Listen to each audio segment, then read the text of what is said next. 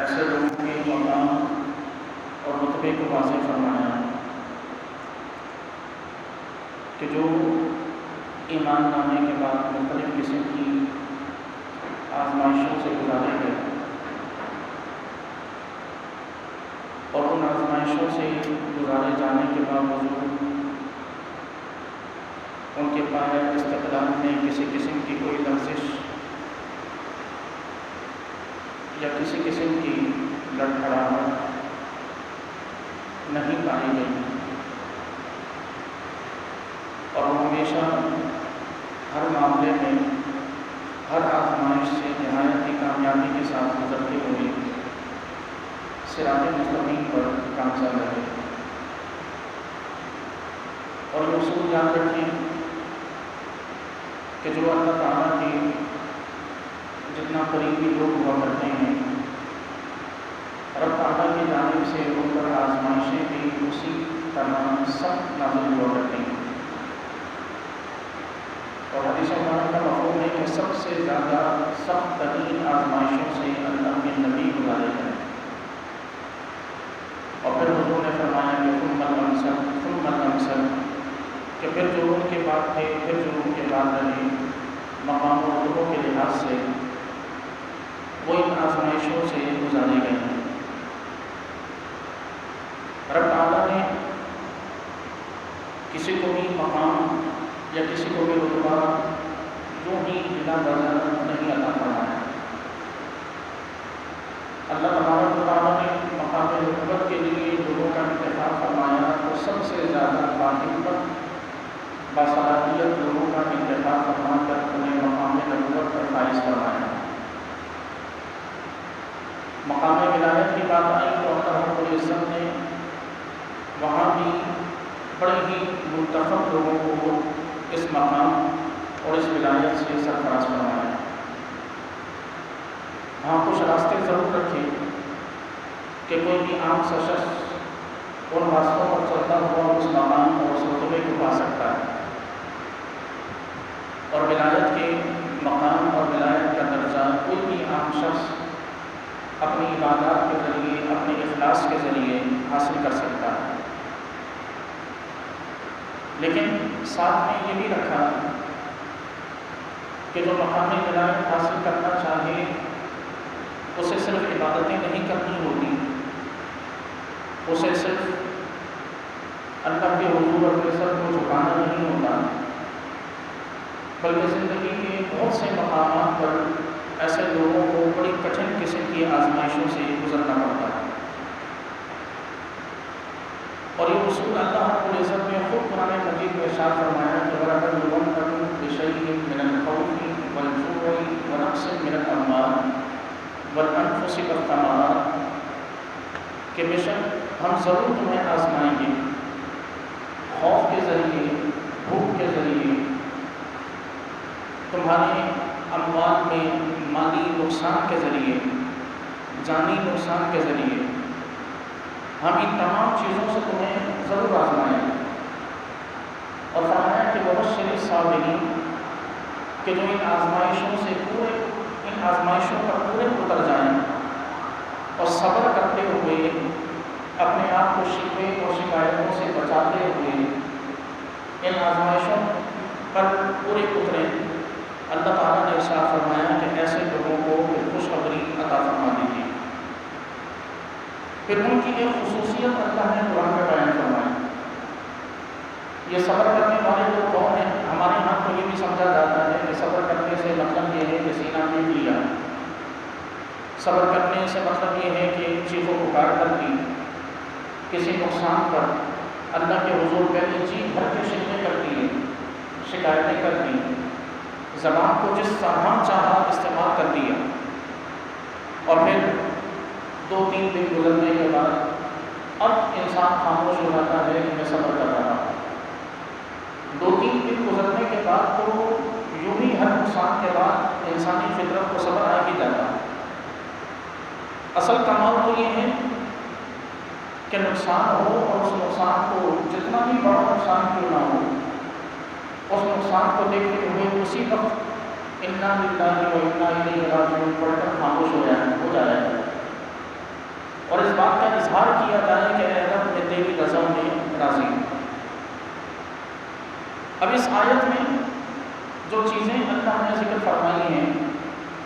اور صبر کرنے کا جو طریقہ اللہ نے ذکر فرمایا کہ الذین اذا اصابتهم مصیبۃ، کہ یہ صبر کرنے والے لوگ وہ ہیں کہ انہیں جب بھی کوئی مصیبت پہنچتی ہے تو قالوا، یہ فوراً کہتے ہیں انا للہ و انا الیہ راجعون، بے شک ہم اللہ کے لیے ہیں اور اللہ ہی کی طرف لوٹنے والے ہیں۔ پھر اس کے بعد اللہ نے ان کا انعام بھی ذکر فرمایا کہ جو اس قسم کا رویہ اپنائیں، اللہ تعالیٰ نے ارشاد فرمایا کہ اولئک علیہم صلوات من ربہم، یہ وہ لوگ ہیں کہ جن پر ہمہ وقت اللہ کی رحمتیں، ان کے رب کی رحمتیں نازل ہوتی ہیں، وَأُولَٰئِكَ هُمُ الْمُهْتَدُونَ، اور یہی لوگ ہدایت والے ہیں۔ گویا کہ آزمائشوں پر پورا اترنے کو اور کسی قسم کی شکوہ و شکایت سے بچتے ہوئے صبر کرنے کو اللہ نے ہدایت والا رستہ قرار دیا، اور جو اس رستے پر پورا اتر جائے وہ اس رستے پر چلتا رہے اور ہمیشہ صبر سے کام لیتا رہے، رب تعالیٰ ایسے لوگوں کو پھر اپنا قرب عطا فرماتا ہے، اپنے قریب کر دیتا ہے، جس کا ذکر اللہ نے ایک اور مقام پر ارشاد فرمایا کہ ان الذین قالوا ربنا اللہ ثم استقاموا، کہ بے شک جن لوگوں نے یہ اعلان کیا کہ ہمارا رب اللہ ہے اور پھر وہ اس پر ڈٹے رہے، یعنی حالات کسی بھی قسم کے ہوں ان کی زبان پر یہ جاری رہا کہ ہمارا رب اللہ ہے، اللہ تعالیٰ نے فرمایا تھا تنزل علیہم الملائکہ، ہم انہیں اپنے قریب کر لیتے ہیں، اتنا قریب کہ تنزل علیہم الملائکہ، پھر فرشتے ان پر نازل ہوتے ہیں، اور فرشتے ان پر نازل ہو کر ان کے پاس آ کر انہیں یہ خوشخبریاں دیتے ہیں کہ اللہ تخافوا ولا تحزنوا، کہ جو کچھ تم سے چھن گیا، جو چیز تم پر گزر گئی اس کا غم نہ کرو، اور جو آنے والا وقت ہے اس کا خوف نہ کرو، وَأَبْشِرُوا بِالْجَنَّةِ الَّتِي كُنتُمْ تُوعَدُونَ، اور تمہیں خوشخبری ہو، فرمایا گیا کہ ان لوگوں کو خوشخبری ہو اس جنت کی کہ جس کا ان لوگوں سے وعدہ کیا گیا۔ اب اندازہ لگائیں کہ یہ اللہ تبارک و تعالیٰ نے آزمائشوں پر پورا اترنے والوں کے لیے کتنا مقام، کتنا اجر، اور رب تعالیٰ نے ان کے لیے کس قدر اجر و ثواب رکھا ہے، اللہ تبارک و تعالیٰ نے کس قدر اپنی رحمتیں ان کے لیے رکھی ہیں، رب تعالیٰ نے کس قدر اپنے ہاں ان کے لیے درجات کو رکھا ہے کہ جو شکوہ کیے بغیر، شکایت کیے بغیر آزمائشوں پر پورا اترتے جائیں، ہر مصیبت پر انا للہ پڑھتے جائیں، اور ہر مصیبت کے بعد یہ کہتے جائیں کہ ہمارا رب اللہ ہے، وہی ہمارا مالک، تو اللہ تعالیٰ ایسے لوگوں پر رحمت کے فرشتے بھی نازل فرماتا ہے، رب تعالیٰ ایسے لوگوں کو نوازتا بھی ہے۔ اس پوری بات کا مقصد یہ ہے کہ جو اللہ تعالیٰ کی بڑے مقرر لوگ ہوتے ہیں، یا جو اللہ تعالیٰ کا انتہائی قرب حاصل کرنا چاہتے ہیں، انہیں ہر قسم کی آزمائش کے لیے تیار رہنا چاہیے۔ حضرت سیدنا امام حسین رضی اللہ تعالیٰ عنہ اور دیگر شہدائے کربلا کہ جو امام حسین رضی اللہ تعالیٰ عنہ کی رفاقت میں میدان کربلا میں شہید ہوئے، آج ہمارے یہاں ان کی بے بسی کو ذکر کیا جاتا ہے، ہمارے یہاں ان کی بے کسی کو، لاچاری کو ذکر کیا جاتا ہے، اور ایسی تصویر پیش کی جاتی ہے گویا کہ ان کے بس میں کچھ نہیں تھا، یہ بڑے بے بس تھے، بڑے لاچار تھے، بڑے مجبور تھے، اور یہ کہہ کر ان کے استقامت پر پانی پھیرا جاتا ہے، کیونکہ جو شخص بے بس ہو، لاچار ہو، اس کا صبر کیسا، وہ تو مجبور ہے کہ کچھ کر نہیں سکتا، صبر ہے ہی اسی کا کہ جس کے بس میں سب کچھ ہو، لیکن وہ پھر بھی وہاں پر برداشت سے کام لے،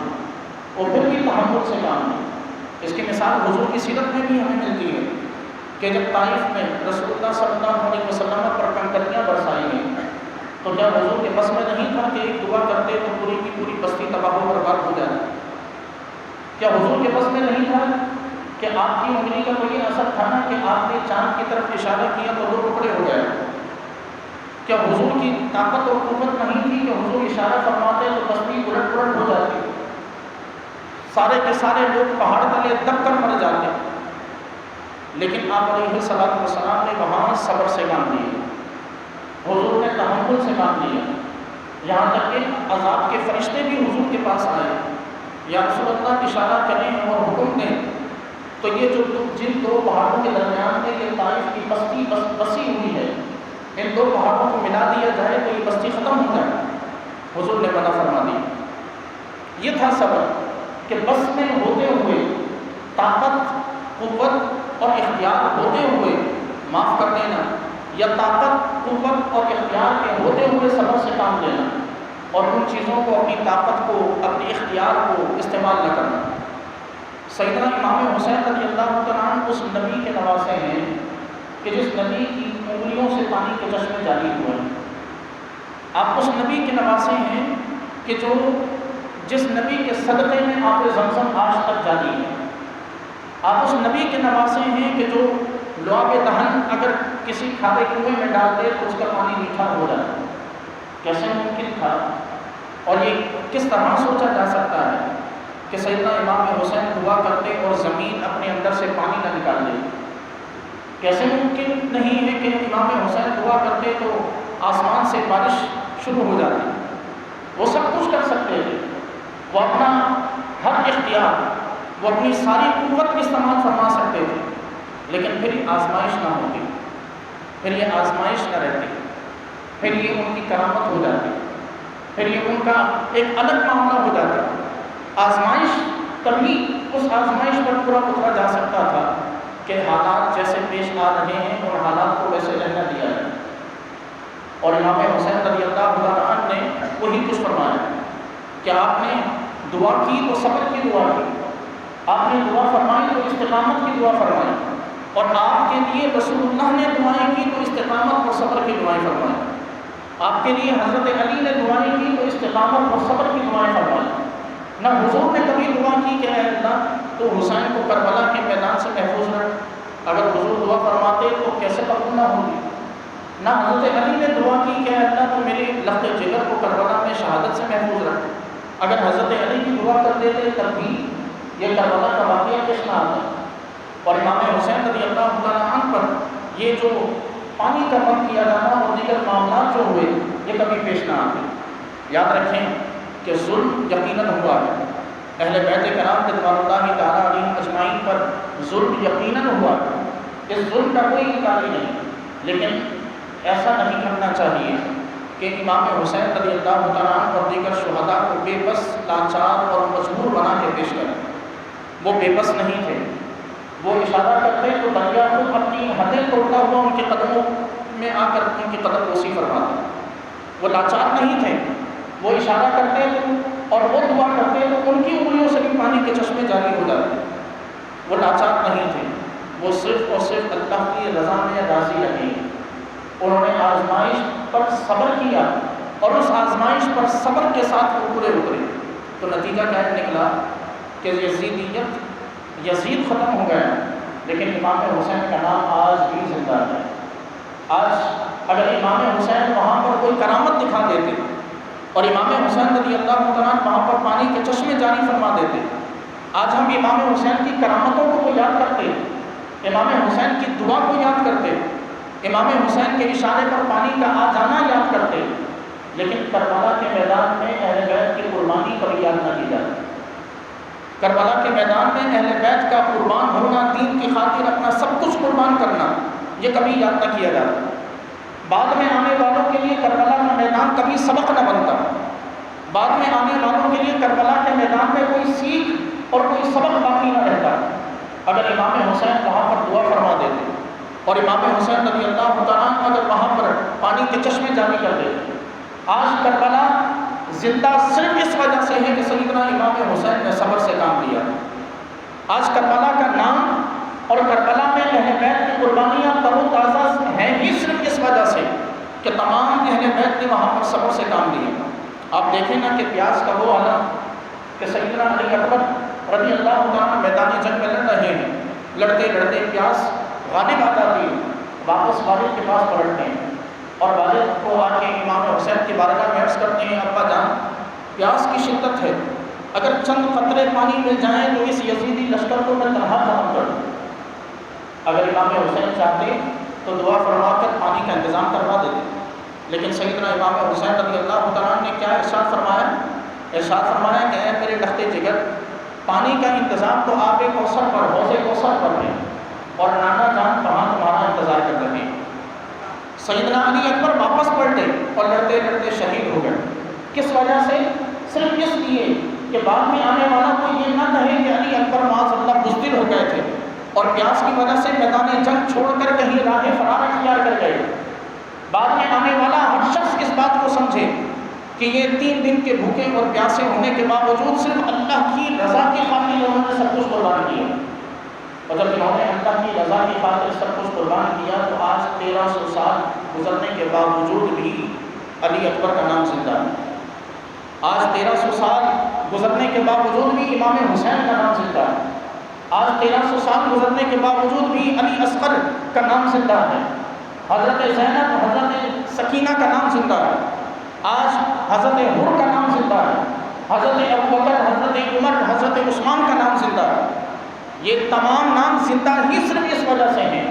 کہ اتنی بڑی آزمائش کے باوجود بھی ان کے پائے استقلال میں کسی قسم کی کوئی لرزش اور لغزش پیدا نہ ہوئی۔ واقعہ کربلا ہمارے لیے بہت بڑا سبق ہے۔ یہ محض وہ واقعہ نہیں کہ جس کا ہم صرف تذکرہ کریں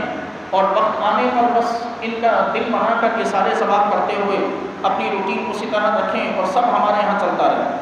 یہ واقعہ ہمارے لیے بہت بڑا سبق ہے اگر ہم اس سبق کو سمجھنے کی کوشش کریں۔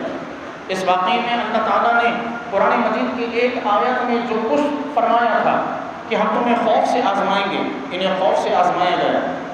رب نے فرمایا ہم تمہیں بھوک سے آزمائیں گے، انہیں بھوک سے آزمایا گیا۔ رب نے فرمایا کہ ہم تمہیں مال کی کمی سے آزمائیں گے، انہیں مال کی کمی سے آزمایا گیا۔ رب نے فرمایا ہم تمہیں جانی نقصان سے آزمائیں گے، انہیں جانی نقصان سے آزمایا گیا۔ اور پھر رب نے فرمایا کہ بشر الصابرین، کہ صبر کرنے والوں کو خوشخبری دے دیجیے۔ تو جب ان تمام حضرات نے صبر کیا تو ان کے لیے اللہ کی جانب سے خوشخبریاں ہوتی ہیں، ان کے لیے اللہ کی جانب سے نوازشات اور رحمتیں نازل کی گئی ہیں، اور وہ رحمتیں یہی ہیں کہ قیامت تک ان ہستیوں کا نام زندہ رہے گا۔ قیامت تک کے مسلمانوں کے لیے ان ہستیوں کی محبت مسلمانوں کے دلوں میں ڈال دی گئی کہ آج لوگ اپنے بچوں کا نام حسین رکھنے میں فخر محسوس کرتے ہیں، صرف اس وجہ سے کہ حسین وہ شخص تھا کہ جو کربلا کے میدان میں کھڑا رہا۔ آج لوگ اپنے بچوں کا نام علی اور اکبر رکھتے ہوئے فخر محسوس کرتے ہیں، صرف اس لیے کہ کربلا کے میدان میں علی اکبر نے اپنے رب کی خاطر اپنی جان کو نشاور کیا۔ آج لوگ ان حضرات سے اپنی نسبت پر فخر محسوس کرتے ہیں، صرف اس لیے کہ اللہ رب العزت نے ان کی ثابت قدمی کے بدلے میں رب نے جو کچھ انہیں عطا فرمایا ہے وہ اس بات کے قابل ہے کہ اس کا ذکر کرتے ہوئے ہمارے سینے چوڑے ہو جائیں، وہ اس بات کے قابل ہے کہ ہمارے سر فخر سے اونچے ہو جائیں۔ آج لاکھ سیدنا امام حسین رضی اللہ تعالیٰ عنہ کی مظلومیت کو اور لاچاری کو، بے بسی کو ذکر کیا جائے، لیکن اپنا عقیدہ بالکل واضح رکھیں کہ امام حسین نے راہ عظیمت کو اختیار فرمایا تھا۔